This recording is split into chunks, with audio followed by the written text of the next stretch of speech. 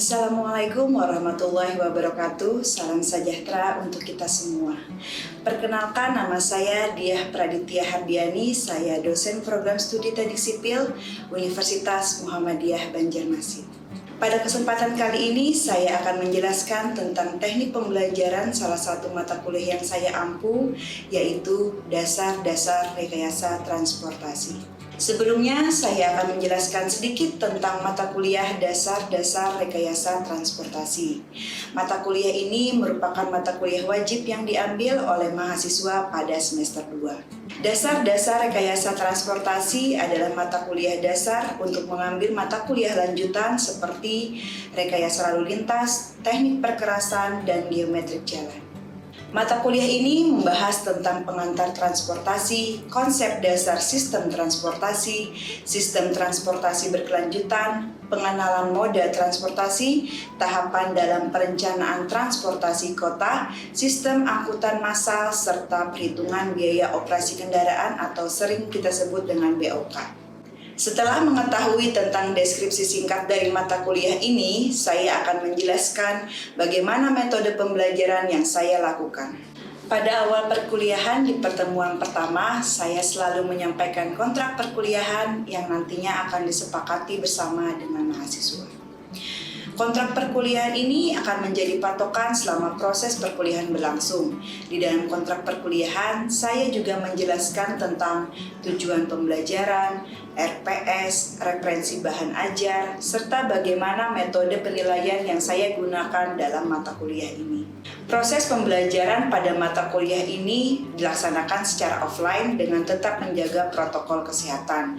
Selama perkuliahan berlangsung, saya akan menjelaskan materi perkuliahan serta memberikan kesempatan kepada mahasiswa untuk berinteraksi dengan saya dengan cara berdiskusi secara langsung atau memberikan suatu case study agar mahasiswa lebih memahami materi serta proses pembelajaran dapat berlangsung secara dua arah. Selain interaksi di kelas, saya juga membuat WA group pada pertemuan pertama.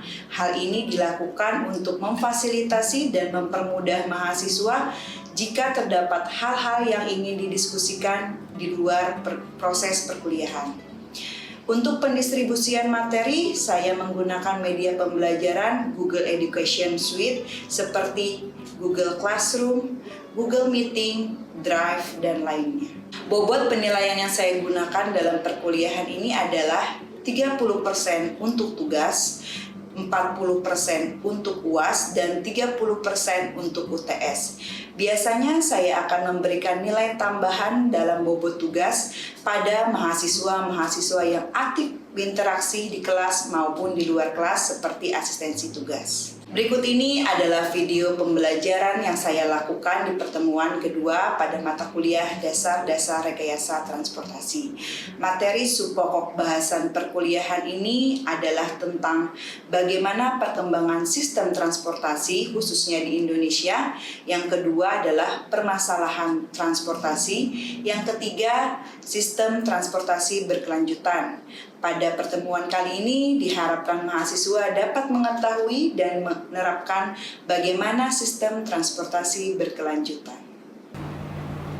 Oke, bismillahirrahmanirrahim. Assalamualaikum warahmatullahi wabarakatuh. Waalaikumsalam warahmatullahi wabarakatuh. Sebelum memulai perkuliahan, alangkah baiknya kita berdoa supaya perkuliahan hari ini lancar dan mendapatkan berkah. Mungkin ketua kelas bisa Ibu minta tolong seperti biasa untuk memimpin doa, silakan. Sebelum memulai perkuliahan kita pada hari ini, alangkah baiknya kita berdoa bersama-sama mengikuti tema masing-masing agar perkuliahan kita pada hari ini diperlancar dan diberikan ilmu yang berkah. Berdoa mulai.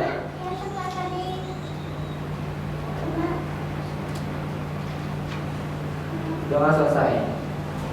Ya, hari ini pertemuan kedua Ibu akan melanjutkan tentang transportasi berkelanjutan atau seringnya kita sebut dengan sustainable transport. Nah, seperti pertemuan yang pada pertemuan yang sebelumnya, Ibu kan sudah ada menjelaskan ke kalian tentang apa kalau pertemuan yang sebelumnya? Tentang apa?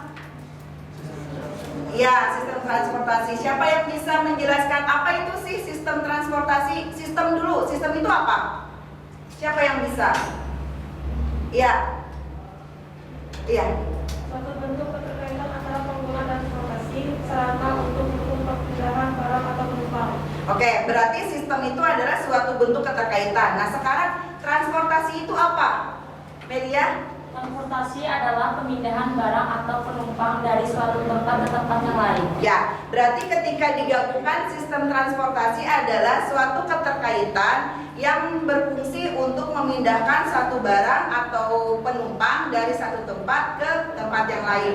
Setelah kita mengetahui sistem transportasi, hari ini kita akan melanjutkan dengan transportasi berkelanjutan. Kita sudah tahu nih sistemnya seperti apa itu sistem transportasi. Nah, kemudian kita mengetahui sistem transportasi berkelanjutan. Oke, capaian pembelajaran yang mau Ibu dapat dalam pertemuan kali ini adalah kalian mampu mengetahui dan menerapkan bagaimana sih sistem transportasi berkelanjutan tersebut. Nah, nanti yang kita pelajari itu adalah permasalahan transportasi yang terjadi, sama yang kedua adalah komponen dalam sistem transportasi berkelanjutan. Mungkin kalian pernah dapat berkelanjutan ini di semester 1 ya, mata kuliah fakultas ya. Tapi kalau itu kan secara global. Nah, sekarang kita implementasikan di transportasi berkelanjutan itu seperti apa sih sebenarnya? Nah, ada yang bisa mengartikan dalam bahasa Indonesia? Oke. Ada Ibu ambil dari buku Sustainable Development. Jadi dia bilang kayak gini, transport is one sector of the economy. Jadi transportasi adalah salah satu sektor dalam ekonomi yang apapun yang berada di dalamnya itu gone wrong. Jadi artinya adalah semua salah. Sebelumnya kebijakan transportasi itu hasilnya too much pollution. Artinya apa? Jadi kebijakan yang terjadi kemarin itu terlalu banyak menimbulkan polusi. Too much pollution ini artinya adalah kemacetan, terlalu banyak investasi yang menguntungkan tapi dalam tanda kutip ya. Tapi sedikit investasi untuk ya, semua banyak nih, tapi investasi untuk public transport itu sangat sedikit. Nah, ini karena permasalahannya. Nah, kemudian kita nih sekarang permasalahan transportasi yang belum terselesaikan itu apa? Membangun jalan tapi tidak mampu untuk memeliharanya. Setiap tahun PU membangun jalan tapi mampu tidak dipelihara. Terkadang-kadang belum 10 tahun jalannya sudah rusak, sudah apa? Kadang-kadang yang belum boleh dilalui kalian membandel dilalui. Nah, ini jadinya tidak bisa membangun. Nah, yang kedua, memelihara jalan tapi yang lain merusak. Kita memelihara jalan tapi ternyata merusak salah satu komponen. Misalnya di Jalan Ayani, di Jalan Uripan, memelihara jalan kan dengan melebarkan jalan, tapi apa yang dirusaknya? Jalan veteran, ya sungai. Jadi memelihara jalan tapi dia merusak sungai. Itu artinya tidak berkelanjutan. Itu permasalahan.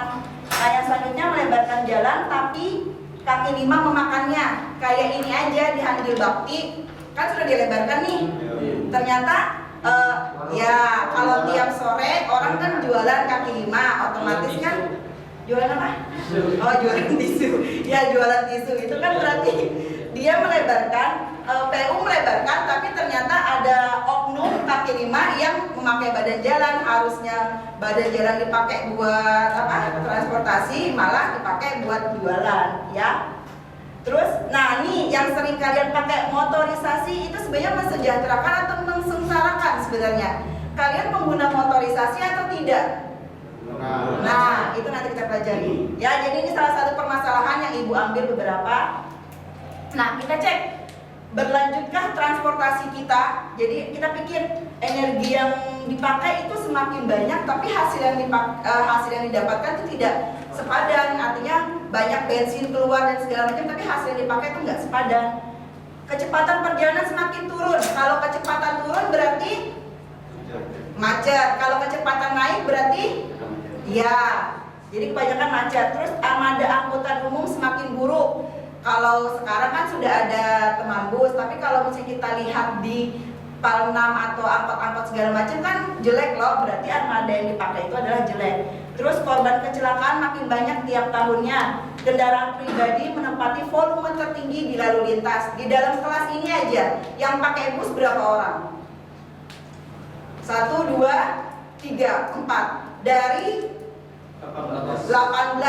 Nggak usah global seBanjarmasin atau sekecamatan. Di dalam kelas ini aja dulu. Dari 18 orang yang pakai bus yang memanfaatkan angkutan umum cuma 4, sedangkan yang lainnya pakai motor. Nah ini tadi kendaraan pribadi menempati volumenya di dalam kelas ini aja, volume kendaraan pribadi lebih besar daripada kendaraan umumnya.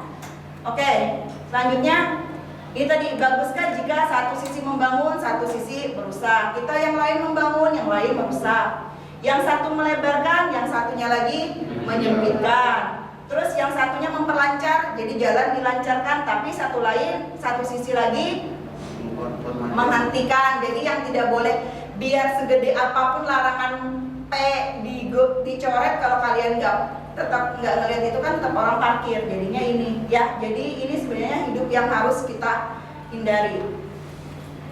Nah sekarang penyumbang polusi tertinggi kalau dari data yang ibu dapat itu adalah siapa yang penyumbang tertinggi?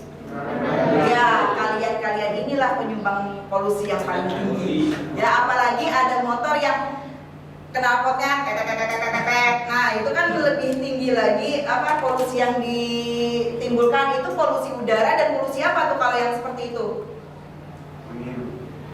Suara, bising, dingin ya.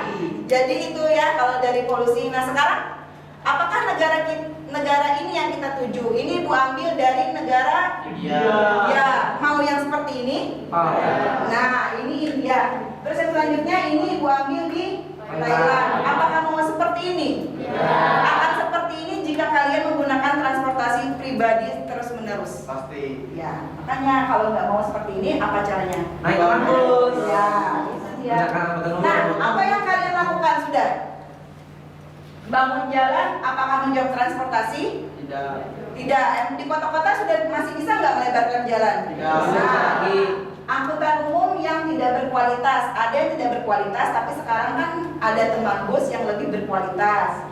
Terus intensitas penggunaan angkutan pribadi itu lebih besar daripada angkutan umum atau berjalan kaki. Bu, ulun koler bebus Bu Ai, karena kalau dari rumah ke depan itu berjalan. Nah tadi karena kalian menghindari berjalan kaki. Transportasi yang paling dasar itu adalah bukan mobil, bukan motor dan lain itu bukan, tapi adalah jalan kaki. Biar kalian yang pesawat, kalau kalian dari parkir menuju ke pesawatnya jalan apa enggak? Kalau nggak jalan nggak bisa kan? Ya, berarti ini yang harus kalian tanamkan untuk mencapai transportasi berkelanjutan tadi, ya. Yang terakhir regulasi tidak tertegakkan. Regulasi itu artinya adalah peraturan. Jadi pemerintah ini udah bikin peraturan nih A, B, C, D dan segala macam, tapi tukang pengguna jalan yang ada dipatuhi, yang tadi jadi larangan stop tapi tidak stop dan lain-lain, itu kan berarti regulasi yang ada itu tidak tertegakkan, ya.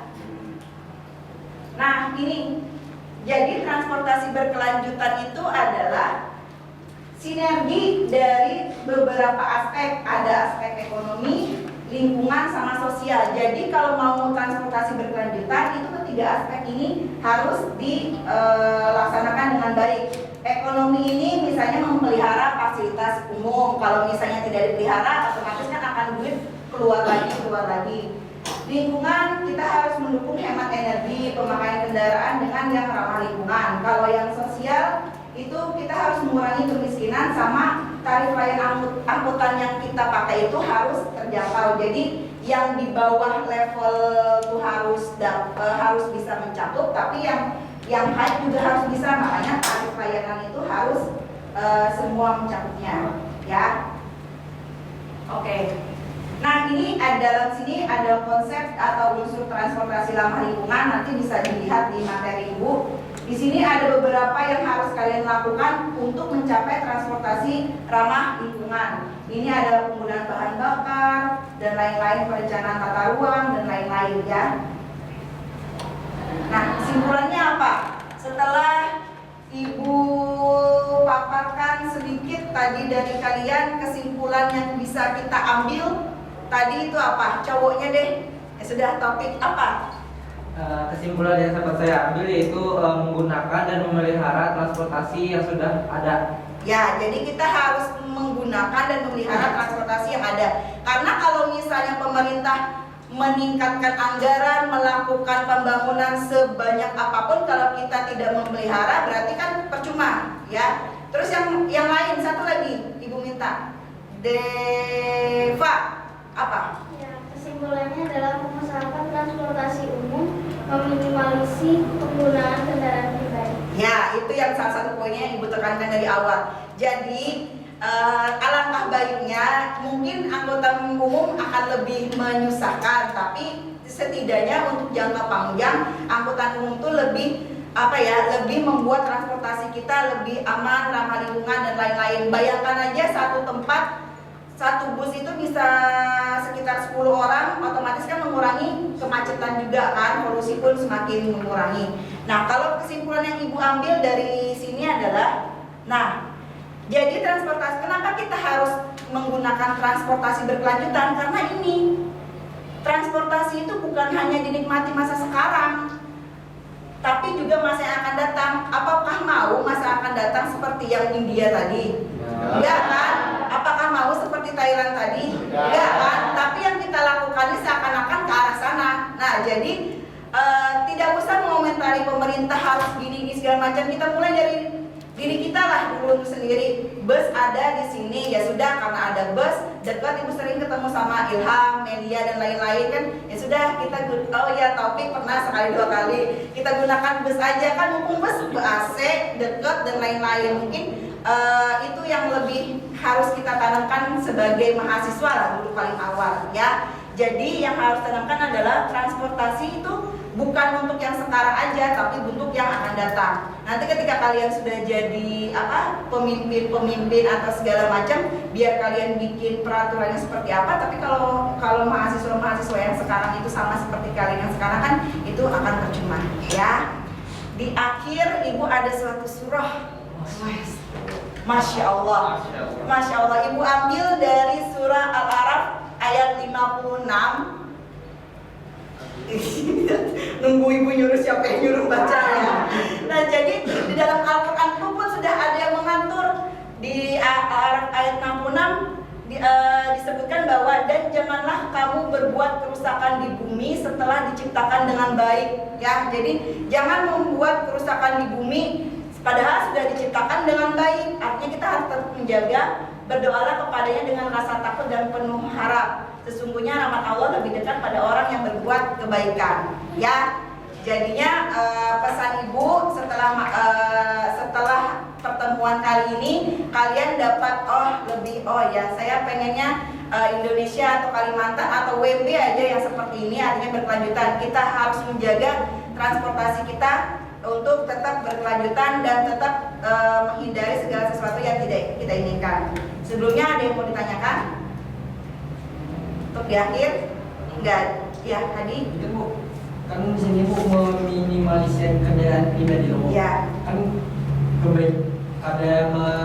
kan kendaraan pribadi ini Bu paling banyak lah, kayak pakai bensin itu Bu. Ya. Salah dikurangi kan ada mengaruhi keuangan negara lah. Misalnya kan tukar bensinnya tuh.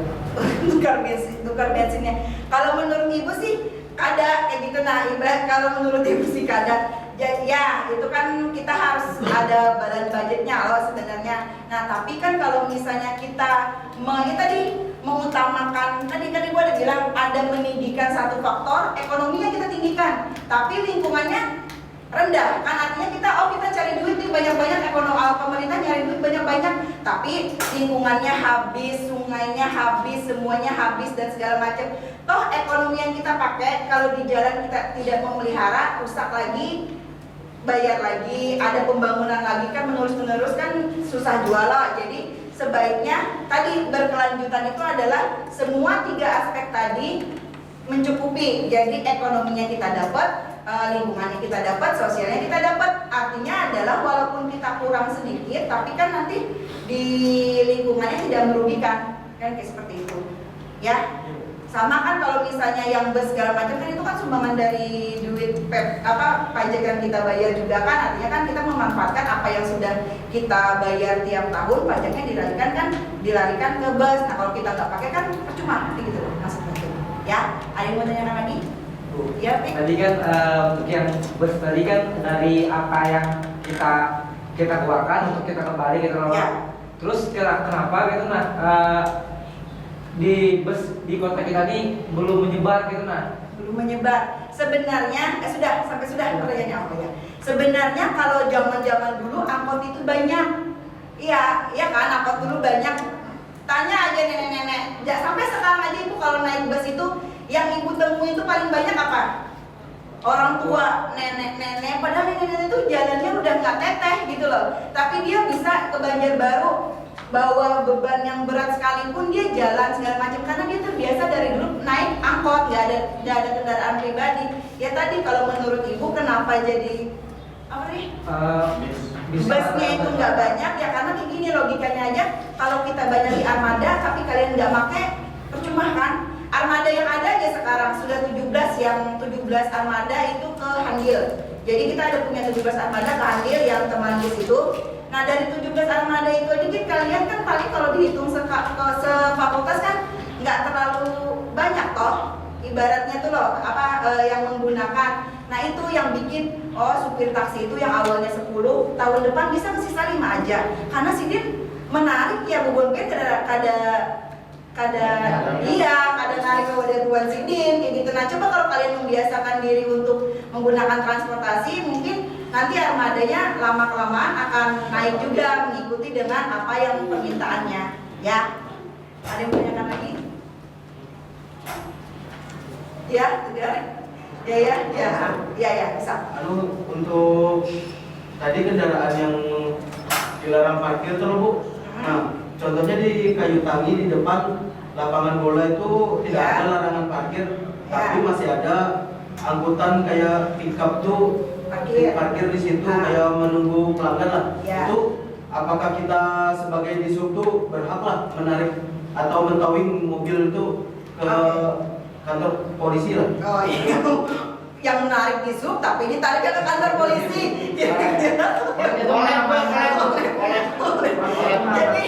Jadi sebenarnya dia parkir di mana dulu? Tegar. Badan jalan kan. Nah, makanya seharusnya kita parkir itu adalah di bahu jalan. Yang kada salah juga Bang sebenarnya karena tidak ada bahu jalannya dan tidak ada larangannya. Tapi ibaratnya itulah kalau ada larangannya mungkin dia bisa lah menggerek Tegar. Tapi kalau dibilang salah ya salah juga karena itu kan badan jalan.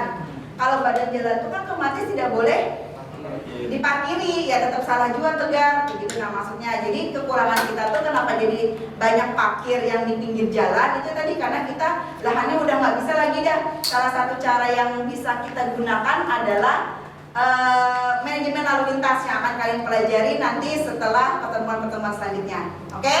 Paham sampai situ ya? Oke, mungkin Ibu sudah sampai sini. Nanti kalau misalnya ada yang mau ditanyakan, silakan tanyakan di WA group atau nanti Ibu standby aja di kantor. Ya, Ibu sudahi sampai sini. Assalamualaikum warahmatullahi wabarakatuh.